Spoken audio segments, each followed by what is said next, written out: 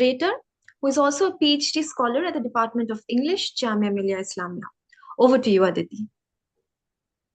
Hello, everyone. The 12th session of the Young Researchers Conference is titled as Ink, Insight and Impact, Unveiling Resilience in Contemporary Life Writing. The chair for this session is Anne Susan.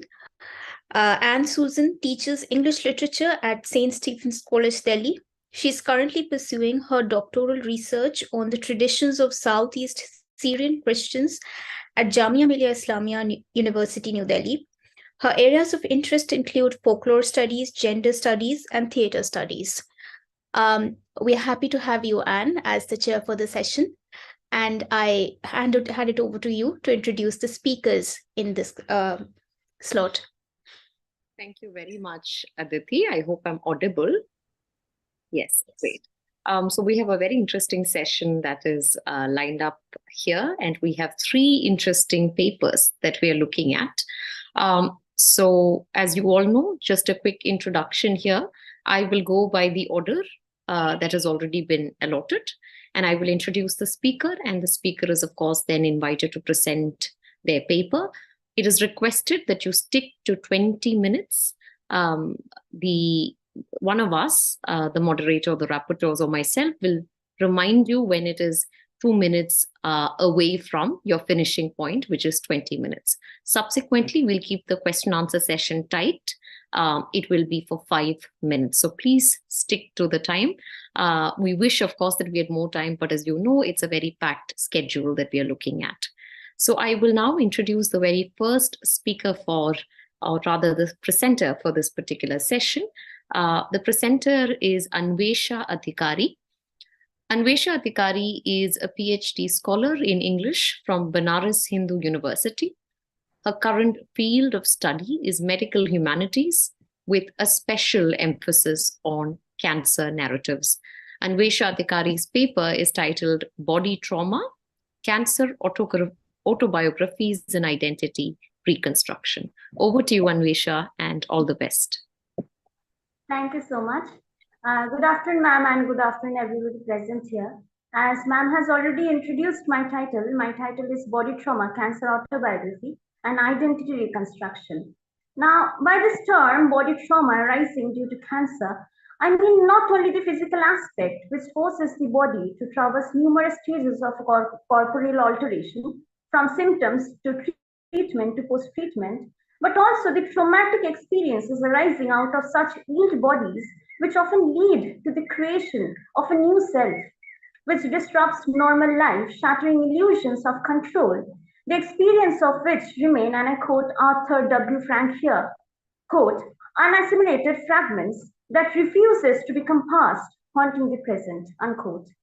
Thus, while often attached with an unwanted image of a wasted body and a withered away self, which ruptures bodily integrity, cancer also renders this body abject, thus casts psychological trauma in various forms. In this paper, I will be primarily focusing on 2 cancer autobiographies written by heroines from the Bollywood fraternity. Published almost over a span of 2 years, both the cancer narratives undertake a meditative realization of acceptance of the newly formed self, along with opening up a vista of disturbing experiences from horror, pain, anxiety, loneliness, and trauma to an often difficult journey of healing. Manisha Koirala's Healed How Cancer Gave Me a New Life, which was published in 2018, and Lisa Ray's Close to the Bone, which was published in 2019, narrate traumatic experiences from the perspective of being a celebrity, the lives of whom are always under public gaze or public eyes. As a person who is always on wheels, exploring the world and tasting enormous success in the movie landscape, cancer knocked at an unexpected juncture of Ray's life with minimal chances of survival. Like Ray, Koirala's autobiography also reflects upon the incoherency in her life, which starts with jotting down her cancer experiences till her surgery under specific month of 2012 to registering her post-surgery journey under concrete chapter names. Now, I feel this owes itself to the sudden destruction of a life in a heyday of success and fame by interruption of the cancer at an early age of 42, as well as an attempt on her part to dissociate with the revisitation of her trauma while writing. The seldom pauses, silences, and repetition in their autobiographies showcase the darkness of the feelings of fear, panic, and pain and oscillate between the glimmers of hope and the shadows of hopelessness. The sense of an uprooted former self and loss of bodily integrity which falls out of control often stems from an unbearable trauma of going through this illness journey. Ray and Koirala carry the trophy of winning against cancer, the concretization of which thus occurred in the form of these autobiographies. Now, the specific objectives of my paper are firstly to critically analyze these cancer autobiographies and reflect upon the psychological and physical trauma that affect the lives of such individuals. And secondly, to delve into the importance of writing autobiographies which help the individual to negotiate with his or her trauma and create meaning out of one's disrupted existence. Now, while engaging with the textual analysis of these autobiographies, I would be dividing this section into three parts, where along with physical and psychological trauma of cancer survivor, the autobiography as a way of constructing identity post-cancer remission will also be the focal point of my discussion. Out of the range of chronic illnesses present, cancer happens to be the emperor of our maladies, king of all terrors, as suggested by Siddharth Mukherjee in his book, The Emperor of All Maladies. It comes armed with the element of temporality, which remains hidden with time, expands with time, increases physical as well as psychological pain with time, and sometimes even erode the host body with time. This specific quality of cancer thus ushers trauma in various forms and stages. And here I would like to quote Caroline Garland, and she says, a breakdown in an established way of going about one's life, which leaves the individual vulnerable to intense and overwhelming anxieties from internal sources as well as from the external events. Though Judith Herman, in her book Trauma and Recovery, discusses 3 stages of remembrance and mourning in the context of victims of sexual and domestic violence, the same, I think, can be applied to the understanding of how cancer diagnosis work in the mind and memory of such individuals. And I would like to quote Judith Herman here, and she says, the first stage involves the identification of the problem. The second involves the work of reconstruction, delving into and confronting whatever remains in the psyche of the traumatic experience. And the third is that of integration, whereby the traumatic memory is integrated into the mind and life of the survivor. Unquote. Leading a high-profile life of invincibility, cancer diagnosis, in Herman's word, identification of the problem, came to Koirala as a perfect cocktail of trauma, accompanied by a rupture of the self as showcased in her initial reaction. And I would like to quote her, I remember the sheer shock of hearing that word, making me laugh with disbelief. I looked the other way, as if I was throwing away a heavy quilt, as if by shrugging it away, I was disowning it. It did not belong to me. Others have got cancer. How can I have it?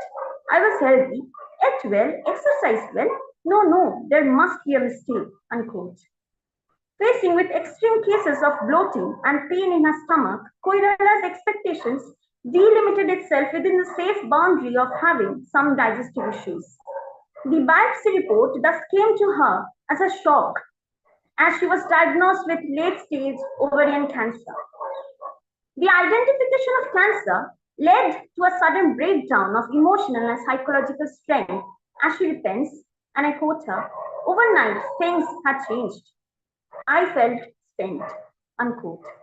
But for Ray, being finally diagnosed with leukemia, which was also in the later stage, came to her as a relief as she continued, and I quote her, for a long time I had known it in my blood and bones, unquote.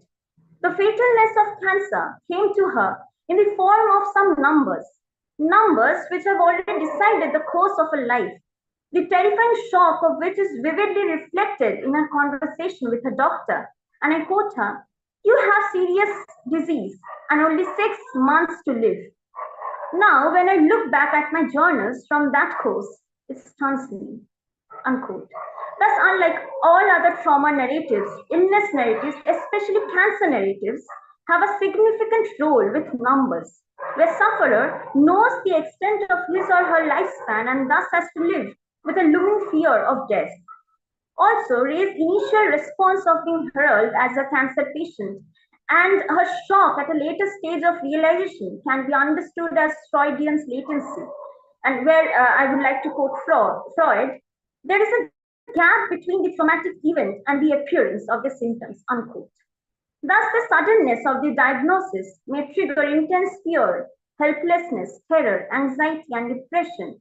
But again, how and when it becomes traumatic differs from person to person, as it also depends on the prolongment of the denial phase. Unlike Manisha, Ray's constant engagement in activities from drama classes to shooting, even after her cancer diagnosis, shows a refusal in her to let go of her healthy past. But soon she realizes the negative outcome of it, and I would like to quote her, "I'm in denial. I'm treating cancer like an inconvenience, managing the stage like a tyrannical Bollywood choreographer. Worst of all, I wasn't looking it in the eye. I was letting the situation tyrannize my heart. I really needed to name it, recognize it, deal with it head on." With finally realizing and accepting that one has transgressed the boundaries of a healthy life, the utter unpredictability of the future existence dismantles the understanding of the present reality that a diseased body has to face. In fact, the onset of disruption presupposes diagnosis and treatment, as it is the bodily alteration and physical weakness that signals the need for diagnosis. Thus, this aspect of unknowingness makes it more difficult for the sufferer to negotiate with the sudden alteration, which often has negative effect on his or her existence. Being cult figures of the world of light and sound, where glamour and perfect body happen to be the utmost requirement, both Ray's and Koirala's encounter with cancer shifted their existence from being a cosmetic body to a pathologized body. Facing the blow of injection, operation, and radiation, Koirala says, and I quote her, "From the high life of Bollywood star, I had suddenly been reduced to a patient battling for life," unquote. For someone whose reality rests solely on the body image and visibility, the gaining of body weight, even after following a rigorous exercise schedule, made Koirala comment, and I would like to quote her, "I was very unhappy with the shape my body was taking," unquote. This indicates the mental crisis she faces from a sudden incoherent physicality, the body which debunks the idea of tolerable and thinkable, thus rendering it abject for her. For Ray, it was a loss of glamour, pale, grey complexion that signaled the presence of cancer. "Panic balled up my chest," says Ray, in form of a bodily consciousness when she went for an immediate iron infusion because she was facing constant fatigueness, where she sensed her imminent future in the patient who were bald. Bodily symptoms are thus the onset of psychological trauma. Again, it is a fact warranted, though undesirable, and here I would like to quote Susan Sontag, the understanding of trauma of cancer supports are quite different. It comes with a brutal notion of treatment. With the patient's body constantly under the attack, the only treatment is counterattack, unquote. This is like it is the counterattack in the form of the choice between the hot ray or the cold knife. And this I have quoted from Siddharth Mukherjee from his book, The Emperor of All Maladies, that comes at the cost of a wasted and withered away body. The intensity of the violence of treatment that begins at the very onset with hospitalization and subsequent pinning down of the body under surgical intervention. Post-surgical body imposes an image of a mutilated body, a corporeal subject, which appropriated, as Christopher mentions, as opposition to I. the agony of which is reflected when Koirala questions, and I quote her, "Is this really my body?" unquote. Further emphasis on her trauma, seeing her bare body after removing the staple skin is reflected by her as she notes, and I quote her, "When I looked down at my bruised body, I was shocked. At the center of my body were two gaping holes, crater-like. Horrified and traumatized, I look at the mass in confusion, my swollen lips unable to form the right words," unquote. The shock of seeing her maimed body after surgery rendered it unbearable because this asymmetrical body image haunts her. As Adhikary also possesses, trauma represents a mode of haunting, and I quote her, "To be traumatized is precisely to be possessed by an image or an event," unquote. This sight happens to be traumatizing not only for Koirala herself, but also for her mother, who had to find a home care specialist to dress her wound. Thus, the brute reality of her operated body causes a severe trauma, shattering the notion of a former body image.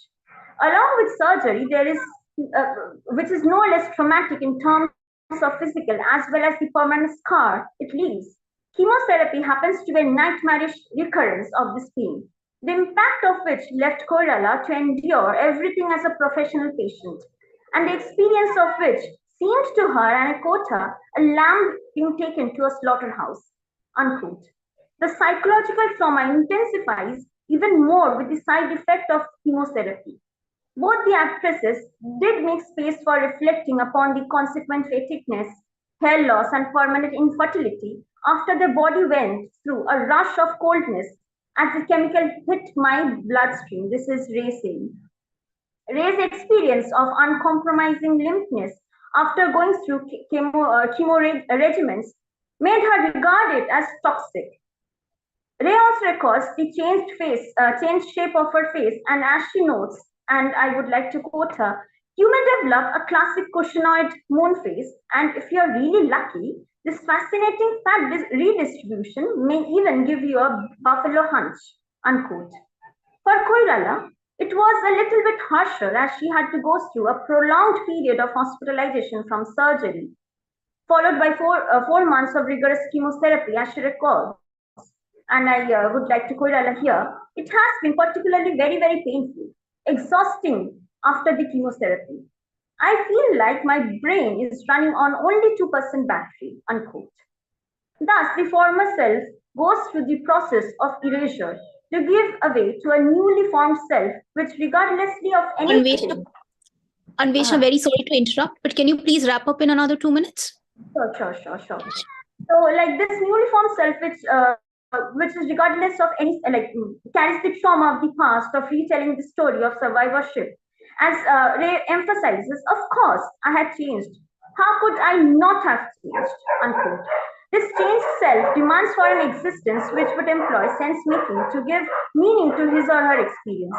This difficulty in meaning making leads to a lower self esteem, especially when diagnosed with cancer, as the dynamic quality that characterizes it concerns the growth and symptoms, represents a prolonged traumatic experience that is both unclear and uncertain.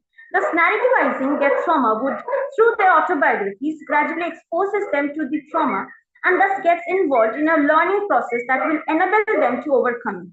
This leads to an establishment of a new identity, where there is an urge to fix what is wrong rather than mulling over the debris of their former lives. Similarly, the healed body of Koirala, besides narrating trauma and pain, also speaks in a voice articulating strength and triumph, thus serving her autobiography as a manifest of hope and survival, not only for her as well as the people in general. It is a way of reconstructing herself in the garb of a new identity, a storyteller for the readers as well as for her own sake. Traversing on the other side of the trauma, thus both the heroines embody a new identity, threatened by uncertainty, but also capacitates managing uncertainty, which impacts the meaning that individuals create to cope better with their experiences of trauma and cancer. Thank you so much. Thank you so much, Anwesha, for that paper. And largely, I believe you were looking at trauma in relation to, of course, perceptions of medicalized bodies.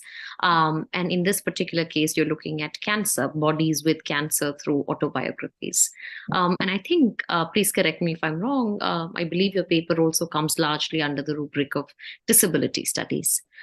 So if you allow me, I would like to pose a question, which is a compound question. My first question is, in what sense, if it does come under the rubric of disability studies, because it does ask questions of identity, mutability of the self, and you were also talking about the sense of self that is changing through the narrative, right? So does it make an intervention in disability studies? And I'm also specifically asking this because you're also looking at cancer, which is not a sudden shift in the sense of self, but you're looking at cancer as progressing through various stages, right? So is there a kind of intervention that your paper is making to existing discourses in disability studies? That's my first question.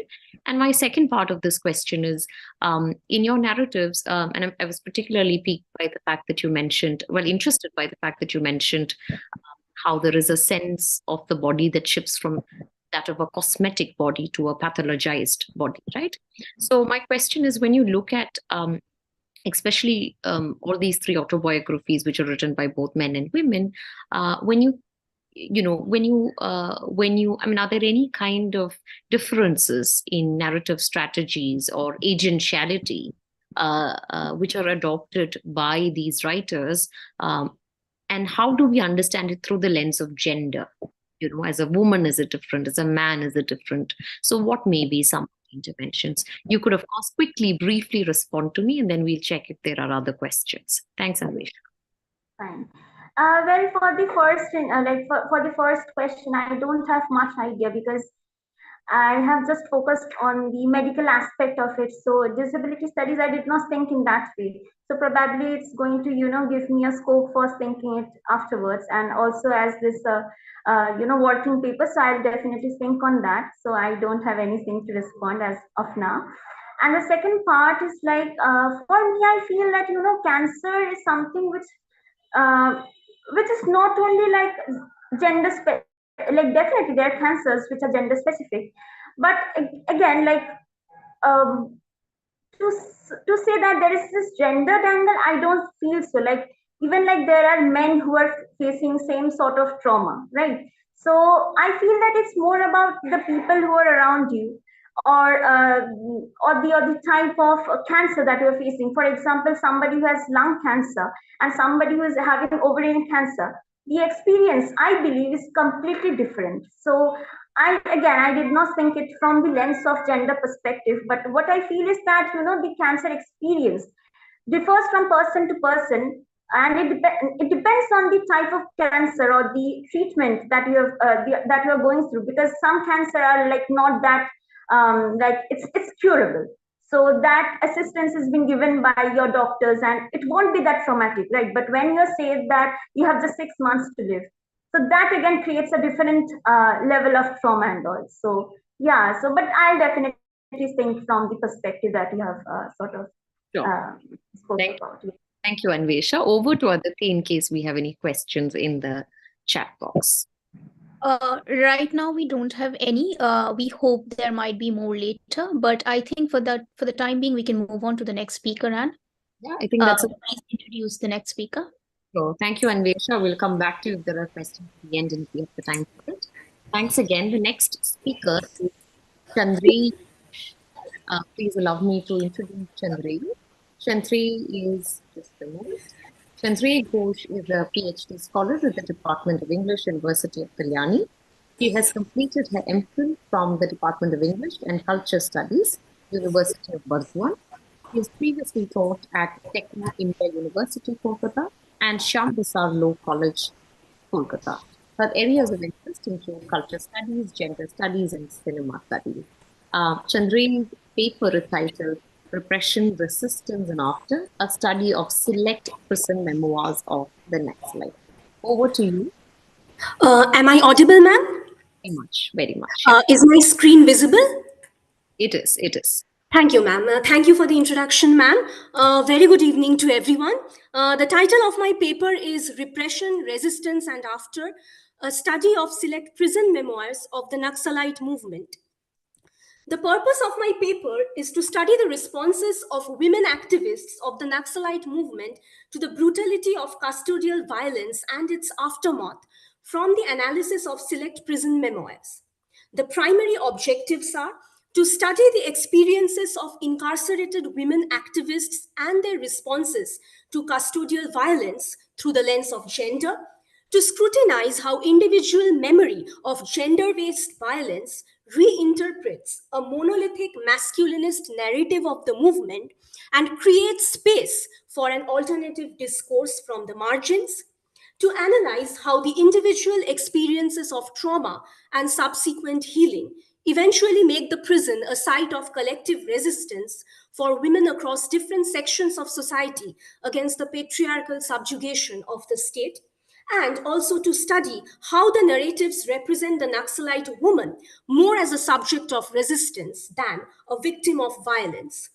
Now, the memoirs discussed narrate the experience of incarceration in the jails of West Bengal, the state where the Naxalite movement had taken the most organized form and which saw some of the worst instances of the brutality of state repression.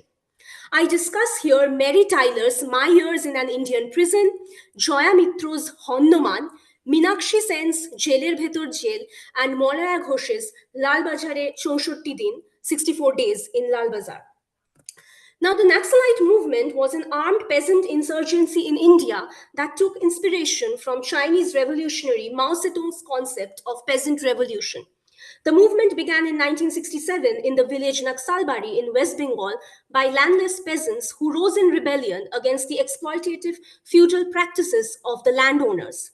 The Naxalites envisioned a restructuring of the Indian society by overthrowing the capitalist bourgeois section and building a classless society under the leadership of the working class and the peasantry. Even though the movement began as an agrarian revolt, it soon found the participation of the urban population, especially the student community. The movement also saw extensive participation of women from both rural and urban areas. The Naxalite movement showed the truly violent and repressive nature of the Indian state. The government launched extensive counter-insurgency measures.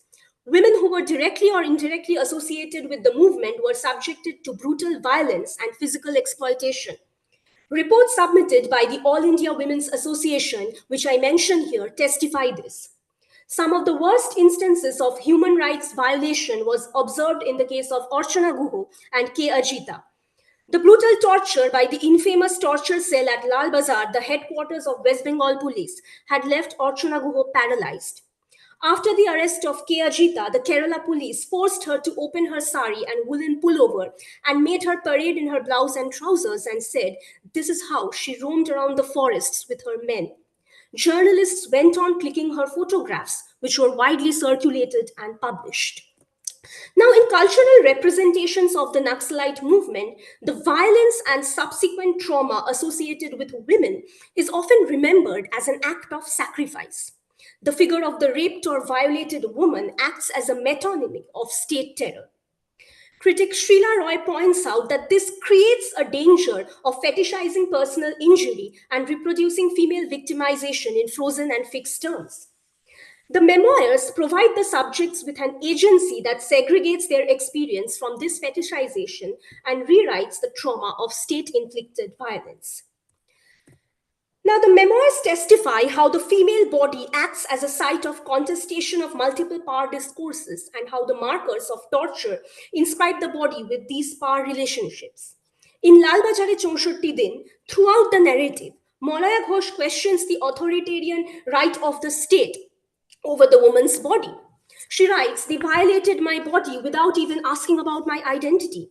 Was there any woman officer present? What is the function of the police administration and law? We are nothing for the country." The officials in Lal Bazar would often make lewd sexist remarks, much to the discomfiture of the captivated women. While trying to open Ghosh's bangle, one of the officers remarked to his fellow officer, "Brother, since you are used to making sister-in-law wear her wedding bangles, you will be able to open her bangles." In another instance, while being taken to court, a policeman asks her to lie down on his thigh. Once, referring to the tortured swollen lower abdomen, a constable remarked, "Sister-in-law will deliver a baby soon." Now, on grounds of her foreign nationality, Mary Tyler was spared physical torture, physical violence. However, the psychological control manifested through verbal abuse was evident in her testimony too. During her primary interrogation, the officer denied legitimacy to her marital status and said, "Who is your husband? You are not married. You are a casual wife to all the Naxalites." The gendered nature of both verbal and physical violence was a deliberate attempt to rob the subject of her human agency and to invisibilize her identity. Mallarika Sinha writes that the natural body requires to be understood as a device central to the legitimation of certain strategic oppression. Controlling bodily postures, disciplining movements of limbs while performing a physical activity, or marking bodily gestures as social signs according to gender identities reveal the ways in which gendered power relationships manifest themselves. Now, the articulation of such acts of violence is often considered to be an act of purgation leading to the healing of the subject. However, Srila Roy contends that the process of healing is not always associated with the tellability of violence, and it might not always be therapeutic or empowering for the subject. The event of torture and incarceration is not temporarily containable in the past, given its continual unfolding in their daily lives and in that of their families. In such a context of continuous social and economic struggle, to speak of the memory of violence in psychic terms of trauma and its recovery through testimony alone seems inadequate, if not unjust. Joy Mitro, for instance, refrains from any graphic descriptions of custodial violence.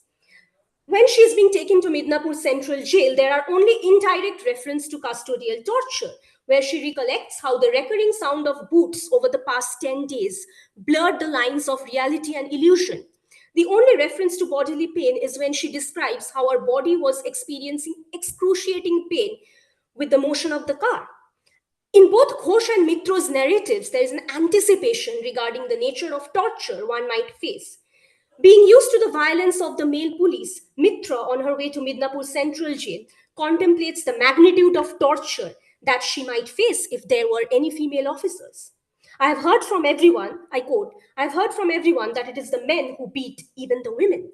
Every time I try to imagine a huge angry lady in place of the roaring, self-proclaimed god of the police stations, I miserably fail." After enduring excruciating pain ceaselessly for 27 days, Ghosh is alarmed at the clanking sound of the lockup gate opening. "My whole body shook with fear. What are they going to do with me next?"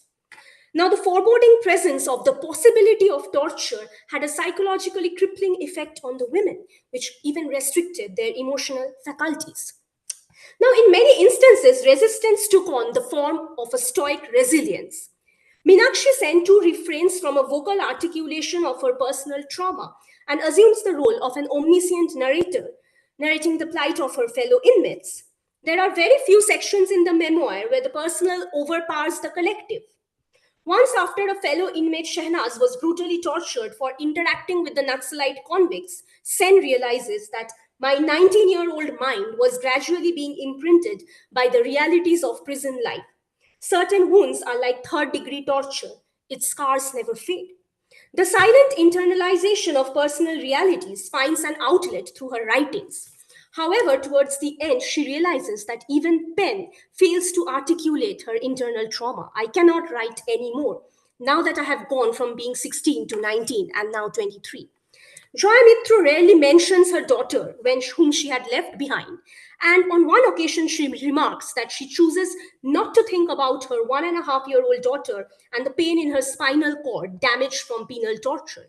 "The days go by well, only I never want to think about my 1.5-year-old blue-eyed, fat-bellied daughter, whom I have left behind at home, and the abject pain stemming from my broken spinal cord."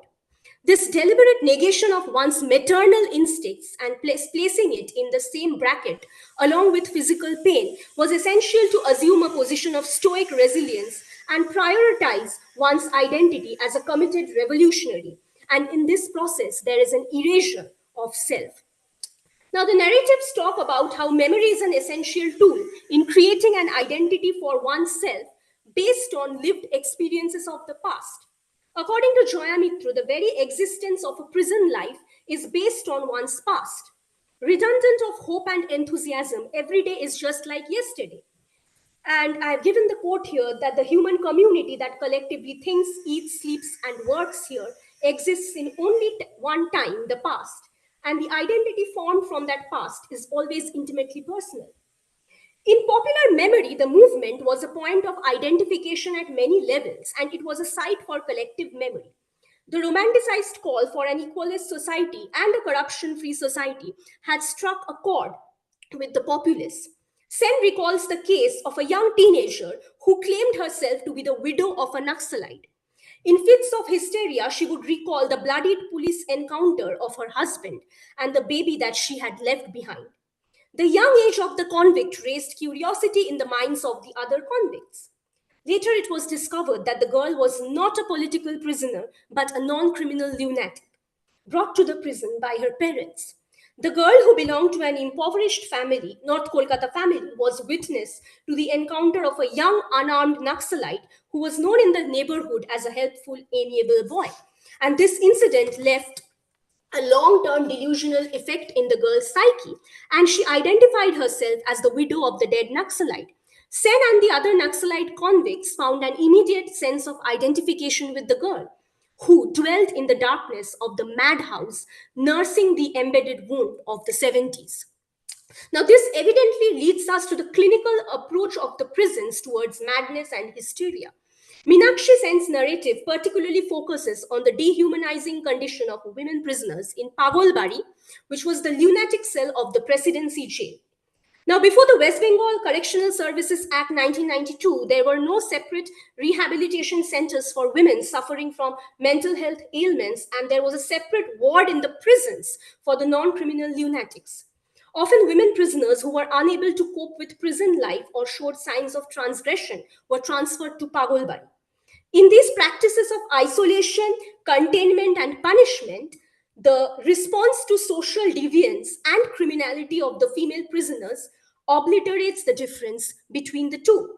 Some special cases would be sent to the degree cells. And Sen recollects the particular case of Asghari Begum. Made during the colonial period, sunlight could not filter the degree cells, and there was a narrow drain to allow the passage of excrement so that the prisoner could not go out even for physiological functions. Such acts rendered a status of invisibility to the women and deprived them of their physical and existential autonomy. After her death, Asghari's skeleton was hung from 2 bamboo sticks and just carried away. Mitra's narrative too corroborates this testimony of the abysmal state of life in the Pagolbari cells. Many years later, she views the fact that even in elite environments of refined culture and sophistication, a lunatic person is merely a source of laughter, contempt, and derision. The colonial framework of the Indian prison system was not gender sensitized and could do little for the overall social and moral upliftment of these women.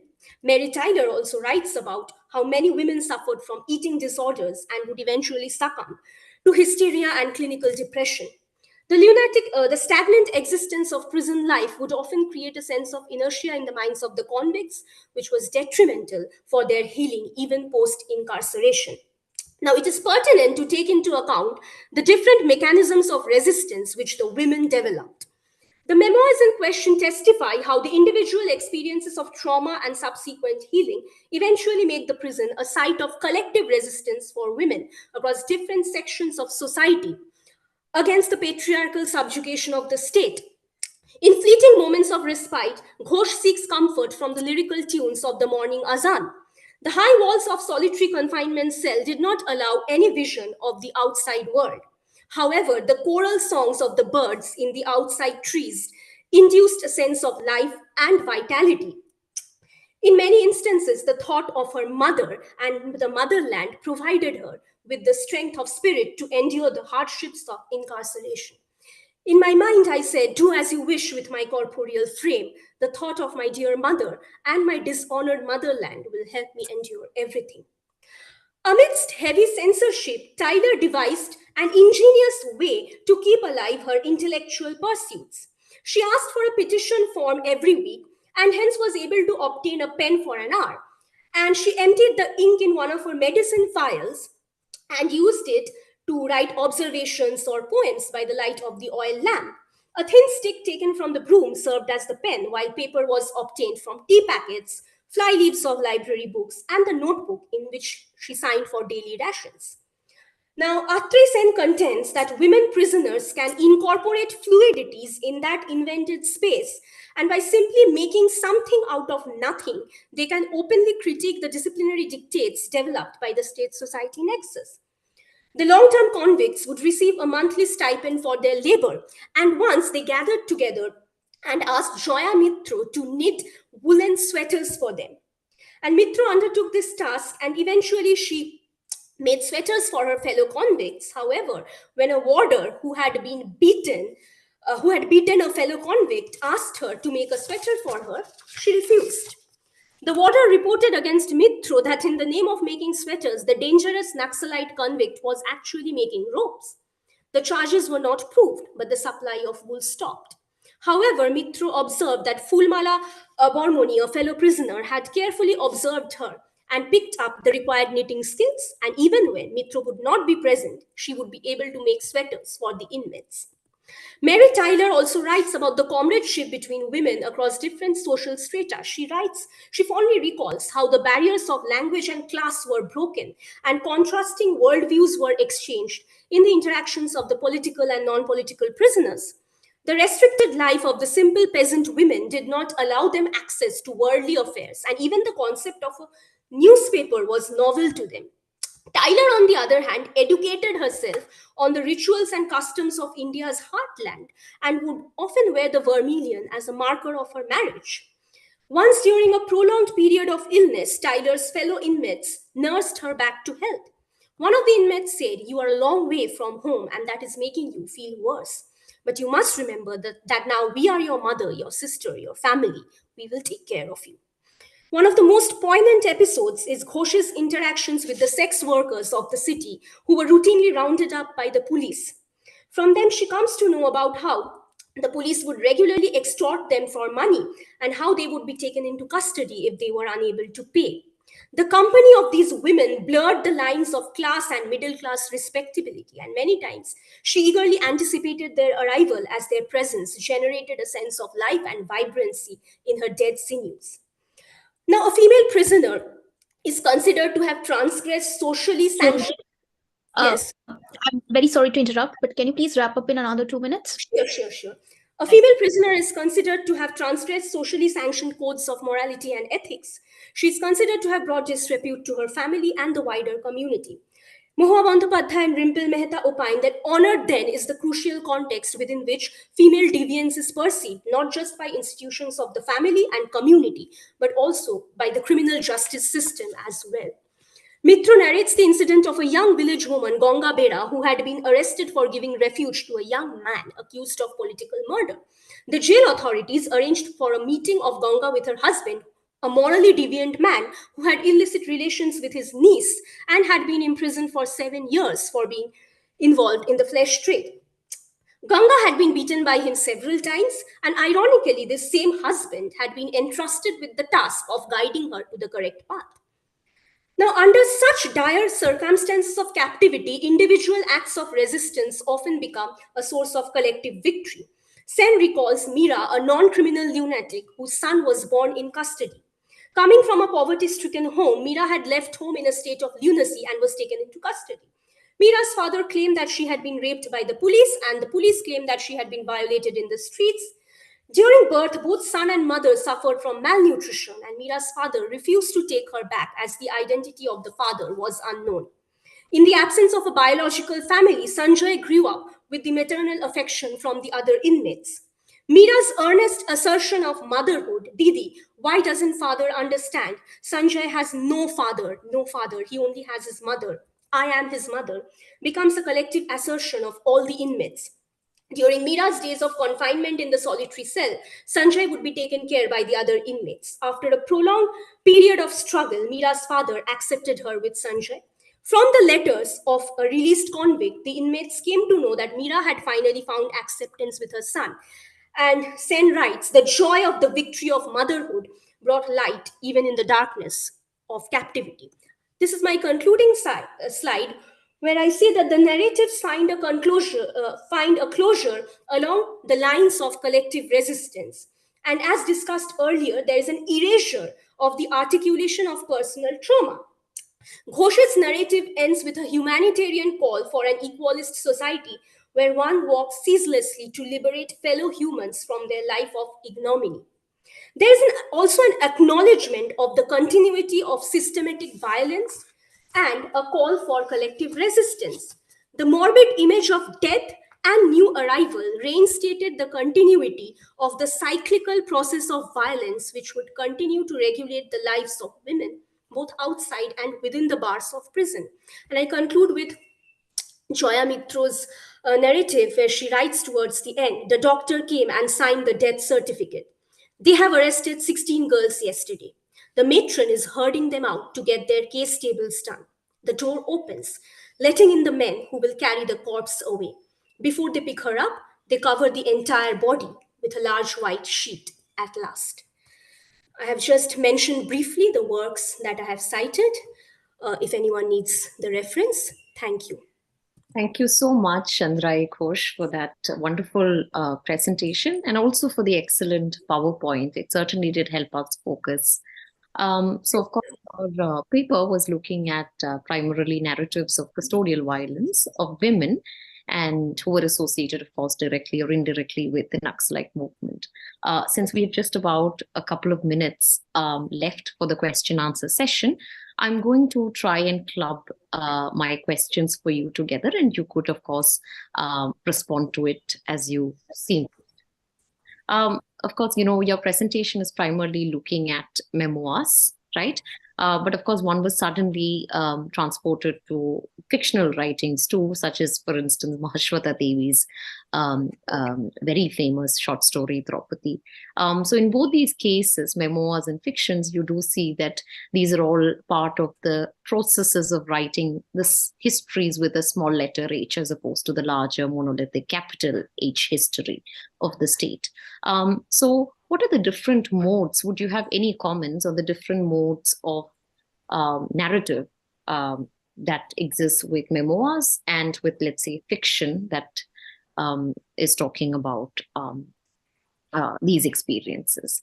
And secondly, I can see a hand raised. I'm not sure if it's for a question, but we'll figure that out soon. We do have another question. My second quick comment or perhaps a question is, I see that you had used the term hysteria in one of your slides associated with prisons.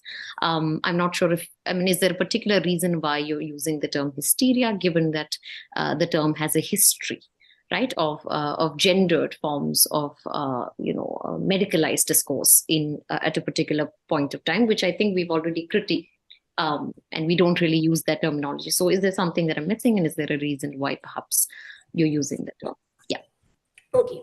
So as to your first question, ma'am, what are the various kinds of expressions in memoirs and other form of literature? There are basically two interpretations of the Naxalite movement when it comes to fictional writing and memoir writing. And since I have used gender as my analytical tool, I would like to say that in most literature, the figure of the women Naxalite activist has often been considered to be a muse or a supporter of the male comrade.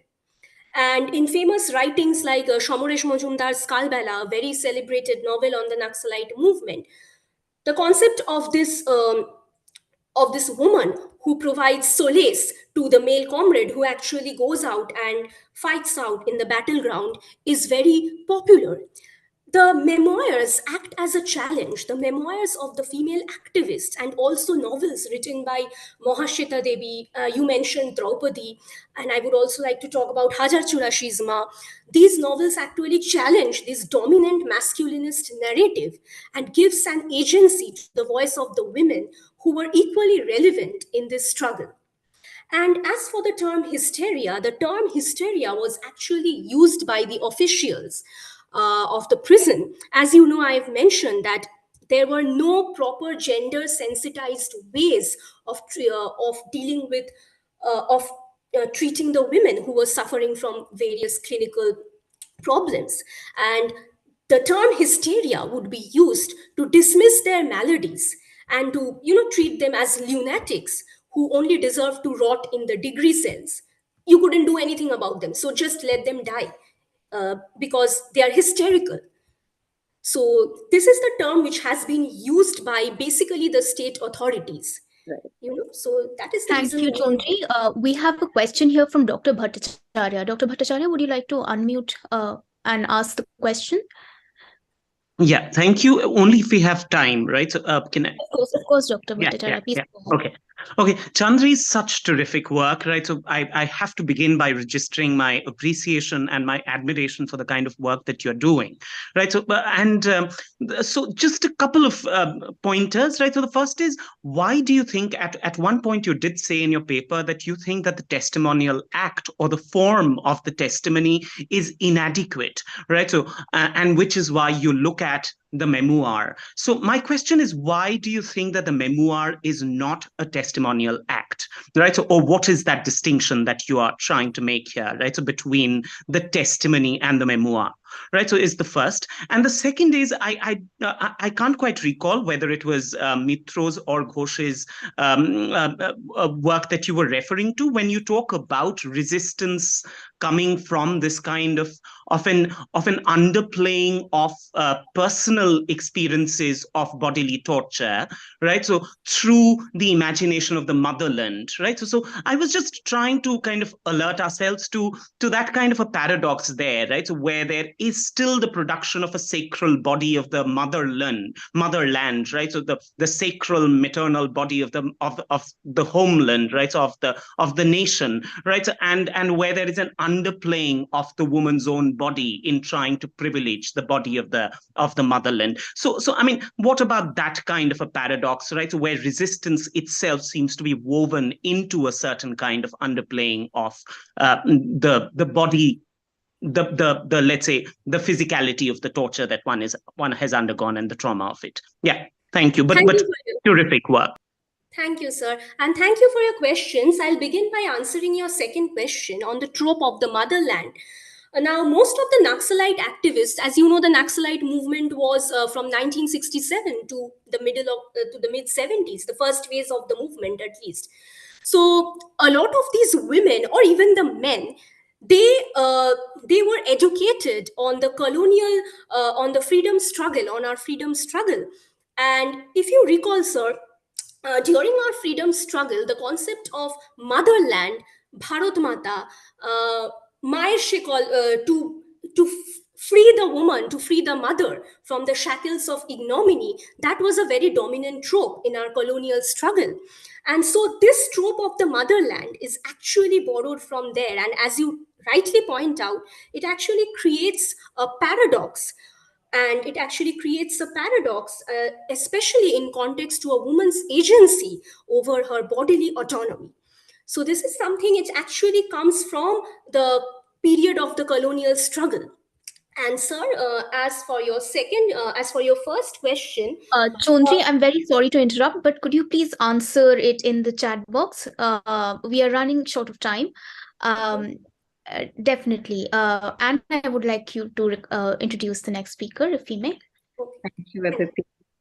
Yes, thanks, Chandreyee, for agreeing to the same. Thank you. We move on to the next presenter. The next presenter is Durba Mandal, PhD scholar. I will read the bio note now. Durba Mandal is a PhD scholar in the Center of English Studies, Jawaharlal Nehru University. Her areas of interest include sound studies, memory and trauma studies, autobiography and life writing, affect studies, Bengali literature. The title of this particular paper is Articulating Humiliation, Trauma and Acousmatic Agency in Selected Life Writings of Harishankar Jaladas. Over to you. Thank you so much. Am I audible? Yes. Okay. So I'll begin, as my title suggested. So often the concept of trauma, particularly in the popular Western imagination of it, has been understood through experiences that result from an event of unforeseen circumstances, natural or man-made, that survivors recall from memory after the event has passed. But this paper aims to focus on situations where the central trauma, primarily psychological, is a result of everyday humiliation. This paper looks into a life narratives by this one particular author that center around experiencing humiliation, and it delves into how the auditory particularly infuses these experiences. So I primarily take up two biographical narratives by Bangladeshi author Harishankar Jaladas, Nona Jole Dubsatar, or Deep Diving in Salt Water, and Koiborto Kotha, or Tales of the Fisher Folk.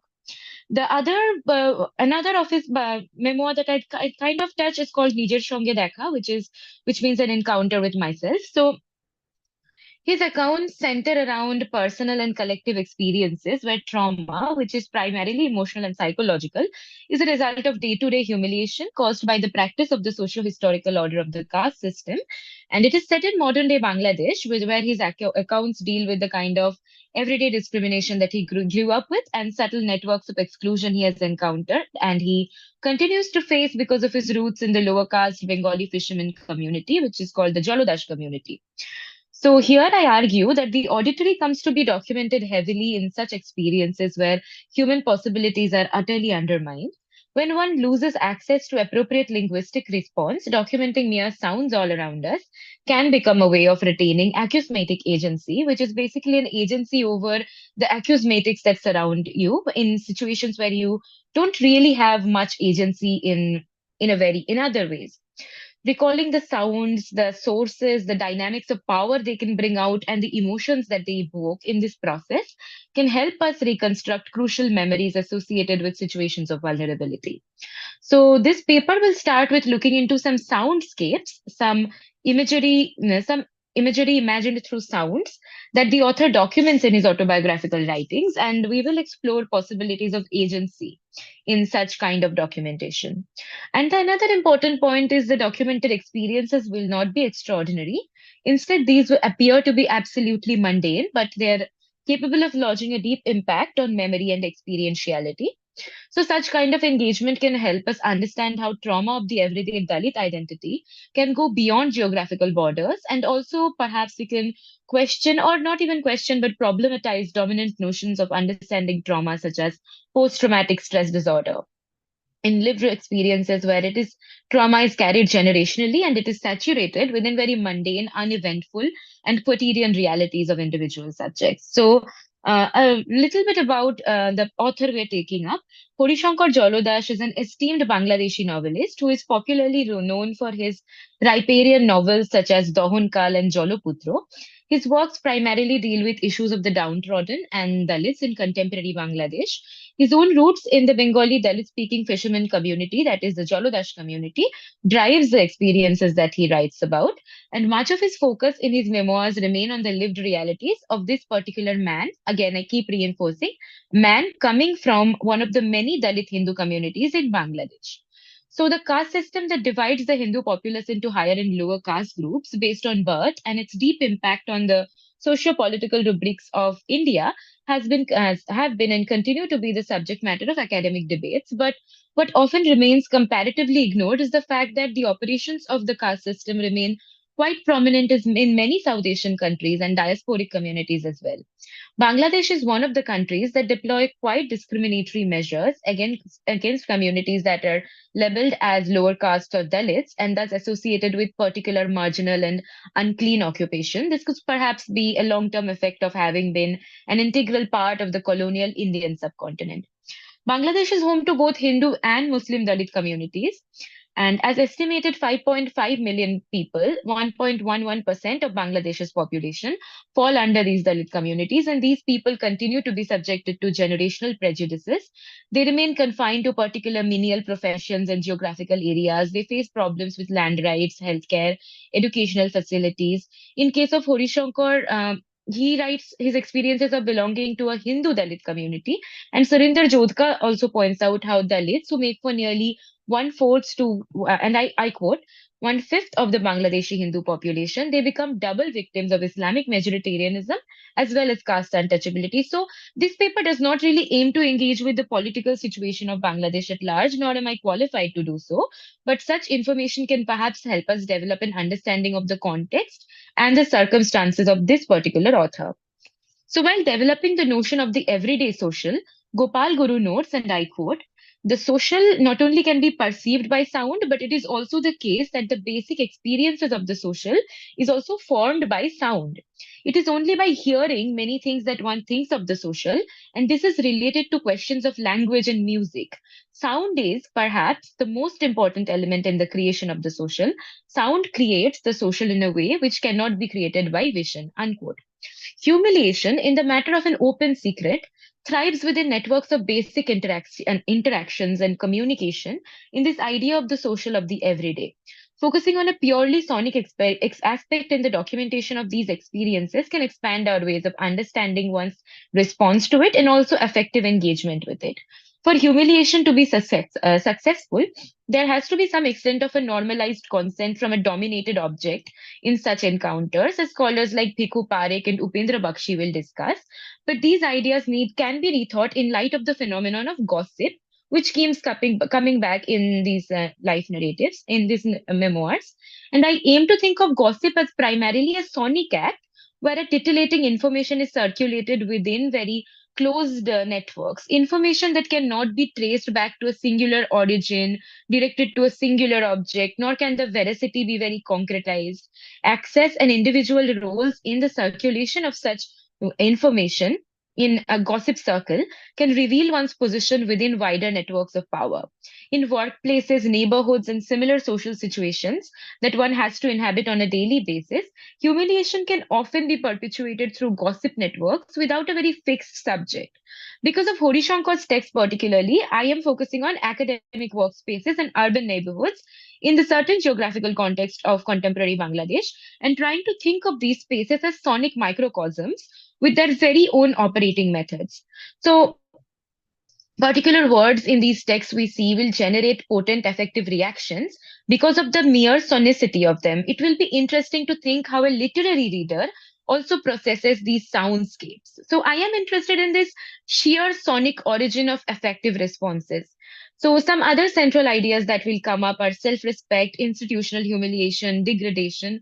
But the question that I hope to address, and we all probably can discuss, is whether one resorts to documenting mundane soundscapes in an attempt to negotiate this fundamental and normalized situations of where they lack control, situations of humiliation, sounds, speeches, and the auditory that infuses our experience of this everyday social.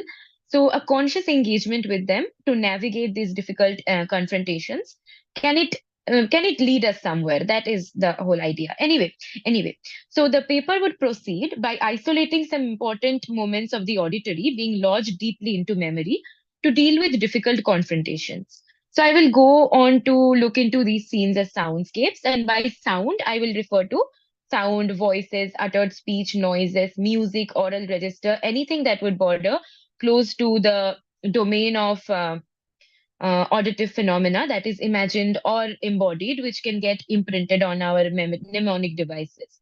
So the idea is to note how agency is retained in the form of an authority over the acousmatics that surround us.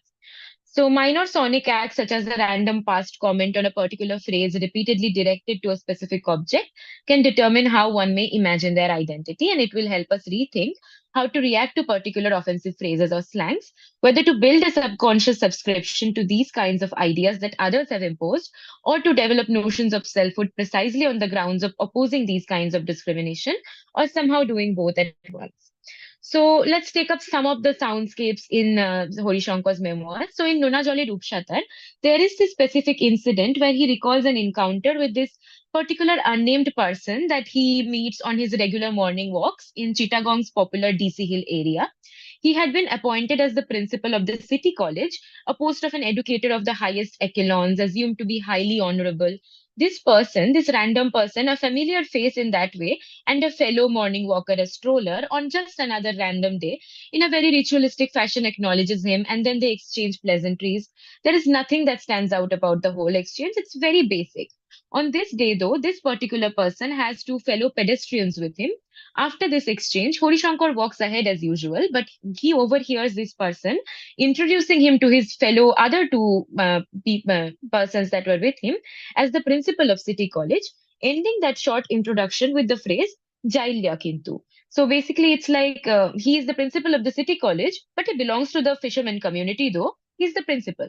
So the word Jailya, which is a colloquial term and a slang for the fisherman community that Harishankar belongs to, completely undercuts whatever feelings of content that the first part of the introduction would have introduced in him.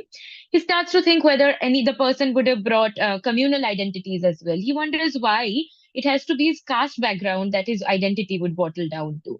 He also realizes that this person is not capable of feeling any sense of respect or recognition for him.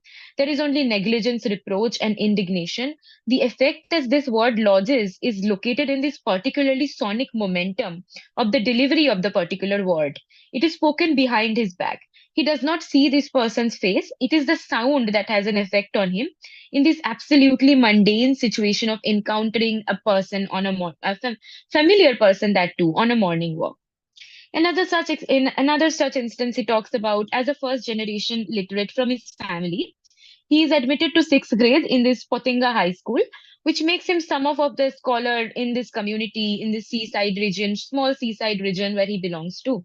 But in this class, he remembers being the only person from his community, and he's cornered in this vivacious high school classroom.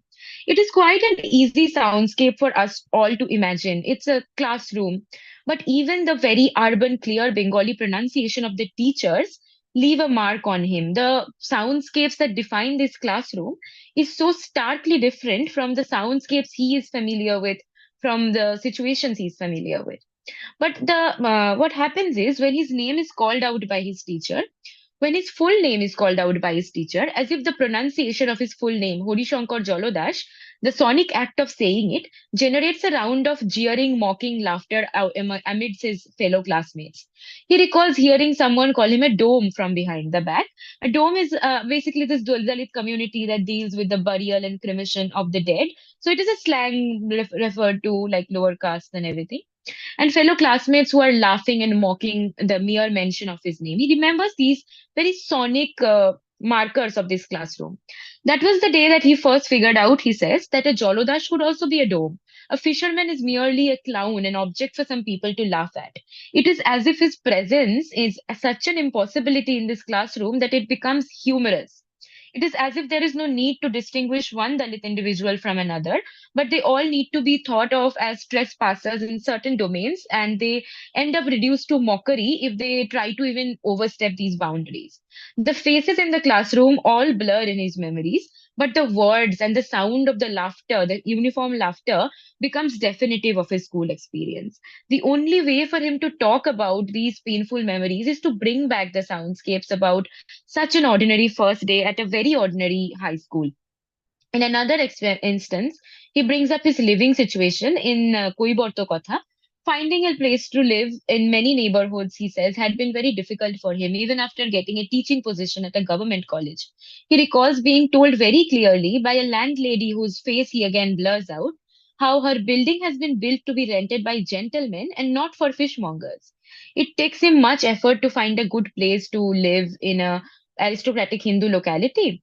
But the housing issue is something that's again, it keeps coming back, and it's quite a hassle with Dalit communities, even in urban areas of Bangladesh. But anyway, the Jolodash family's living space here is also marked by much blatant discrimination. The neighbor who lives exactly opposite to his house would not really talk to him, would not really have conversations with him in a neighborly fashion, but they would start openly singing casteist slurs towards his family, calling them Kauarjat, Jilerjat. So, like these words, which, and then his younger daughter, his much young daughter, who's unfamiliar with the meanings of these words because she has grown up not in a very similar environment, She's unfamiliar with the meaning of these words, but she knows the intended implication of this expression because of the tone, because of the way it is said, with the way it is sang, ends up asking him what these phrases exactly mean and why they are being called like that. There is this another encounter with the Ghosh family where another neighbors where this Ghosh family dog comes and bites the Harishankar's son, and while the Ghosh family matriarch is having a bit of a brawl with Harishankar's wife, he recalls overhearing the ruckus, and he recalls that Mrs. Ghosh ends up calling him a Domir Poa and a dome professor who has no idea about his true social station. The Ghosh family matriarch might have intended for her words to have the exact impact that they did.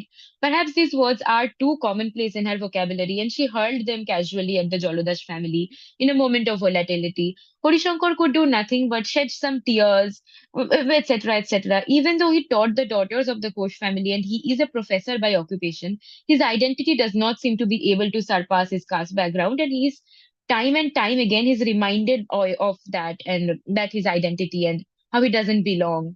There is another instance where he reminisces about losing a job at the headmaster of the South Halishahar High School. So the executives of the school committee held a secret meeting where it was decided that now that the school has found some footing, the higher ups should not be made to include jailer pola in a very important administrative decisions. So all of these news he hears in this particular secret gossipy mode where his friend tells him in a very hush hush tone.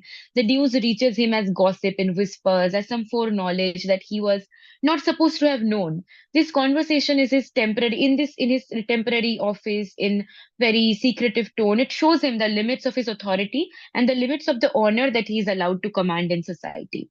So such traumatic and insidious networks of humiliation, they are not available to the naked eye. One can only listen to them and remember what they heard and how they heard it.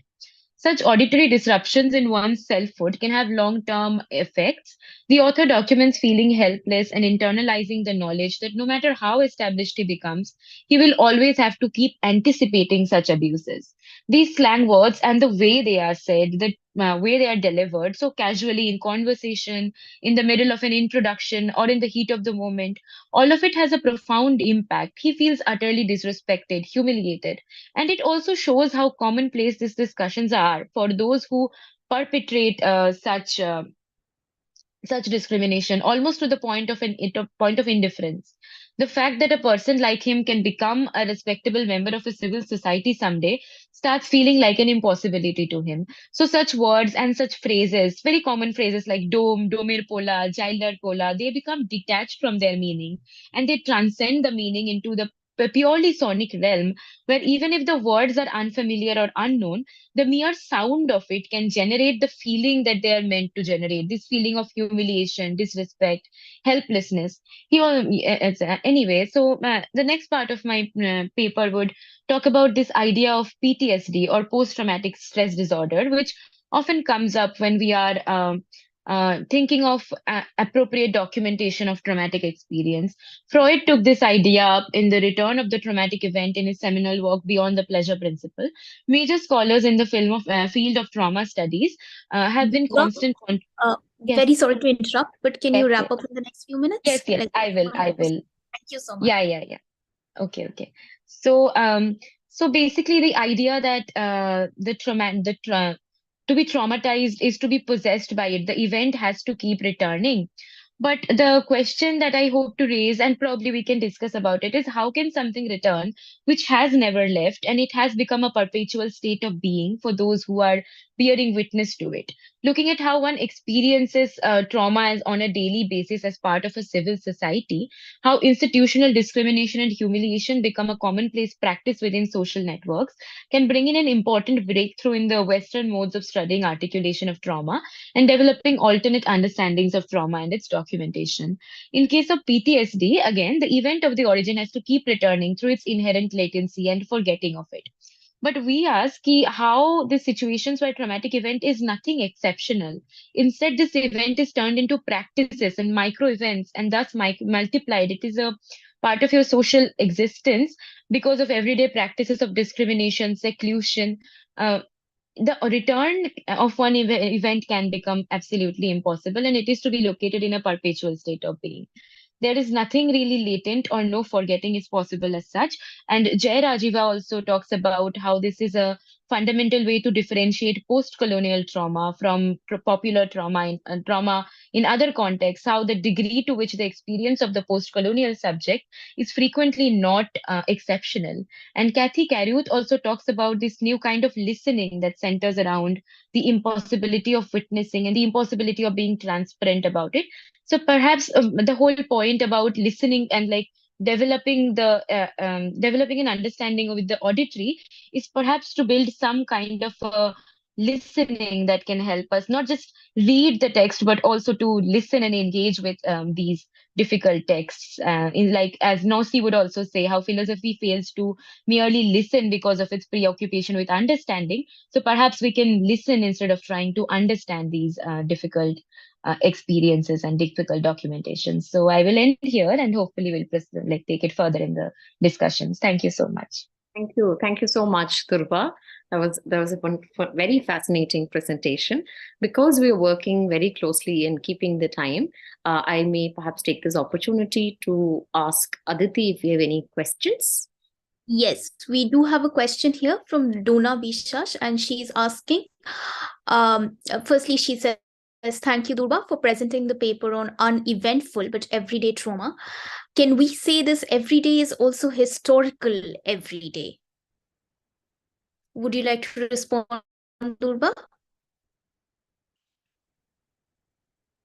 Durba, you're muted. You have to unmute yourself. Yeah.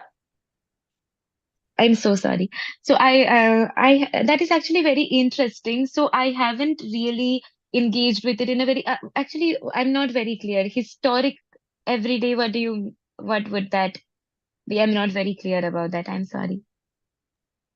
Maybe she can clarify in the chat box as we go on. But we have another question, and it says, do we see a reflection of such humiliating experiences and rather their memory in the body language of the characters?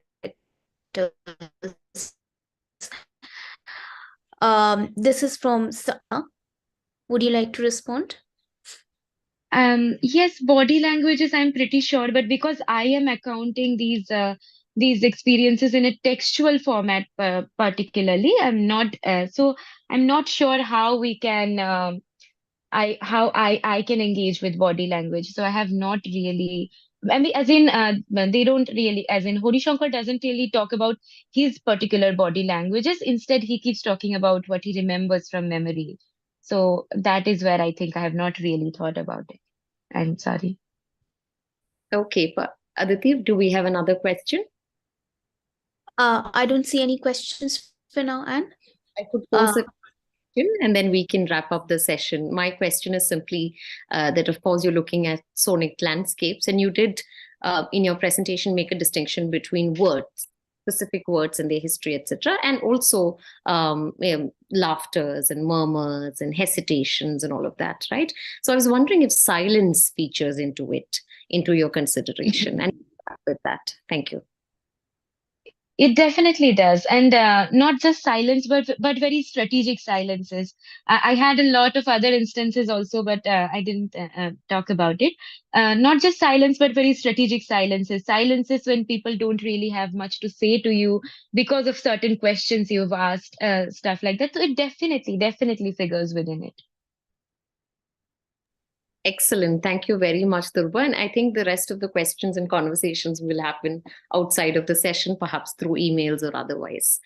Allow me to please take this moment to thank all three presenters for the wonderful presentations, Anwesha, Adhikary, Chandreyee, Ghosh, as well as, of course, Durba Mandal. Thank you so much. And I'd like to also thank our moderator for this session, Aditi Das Khan, and the rapporteur, Reshma Gupta, both fellow scholars at the Department of English, Jamia Millia Islamia. Dear all, we are well on time, which gives us time for a 5-minute quick break before the special keynote session that we're all eagerly looking forward to. So we'll start sharp at 5, and I request you to not log out. Please stay on and perhaps grab a quick cup of coffee or tea and come back and join us at 5:05 for the special keynote session by Professor Abhishek Paroi. Thank you, Before everyone. that, Fantastic. thank you, Anne. Thank And you so much. before you all switch off your cameras, I would request you to switch on the cameras, all the moderators, rapporteurs, etc., so that we can just take a quick group photo. Please tell us when you're clicking and we'll smile accordingly. Okay, we're clicking. Okay, 1, 2, 3. Thank you so much. Thank you. We're Thank done. Bye.